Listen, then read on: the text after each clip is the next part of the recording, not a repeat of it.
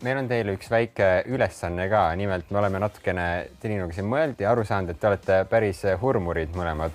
Nii et nüüd paneme selle siis proovile.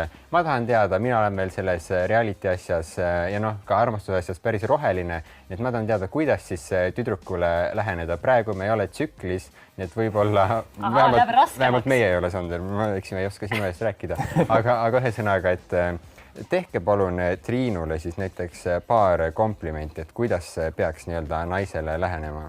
Kumb julgem võib alustada? Ma olen selline ülbe naine ööklubis ja mind üldse huvitav. Aga ma olen ilus ja rikas ja nagu hea saak. Aga hästi ülbe nagu, et peab vaeva nägema. Nii, jah. Sander, näe vaeva. Tere, emme. Kuidas sul noor liha meeldib?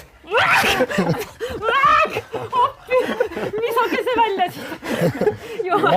Maagiatrikk, noh. Proovi paremini. Ärakaotamistrikk. Ja nüüd sina oled see rüütel, kes peab tulema. Mis sa ütled? Tere, kas sa oled shaker? Ma raputaks sind joogiks. Oi. Vabandust pealtvaatajad, see oli suurepärane, aga ma valin Pauli. Aitäh. Tõesti.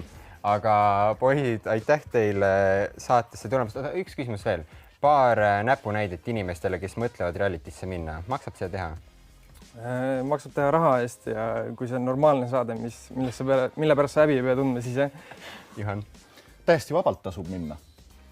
Selge. Aga ütelge sellist asja, et kas kõik tuleb koha peal spontaanselt või liiguvad väikesed kuulujutud, et tegelikult kõik on nagu skriptis ette kirjutatud, et nüüd ma ütlen talle seda ja teen seda ja või kõik tuleb, kuidas läheb? Meil oli täiesti ilma skriptita ja kõik tuli nii nagu läks ja isegi pole kokku monteeritud isegi Jurmalt. No väga lahe. Aga poisid, aitäh teile tulemast ja soovime teile edu eluga.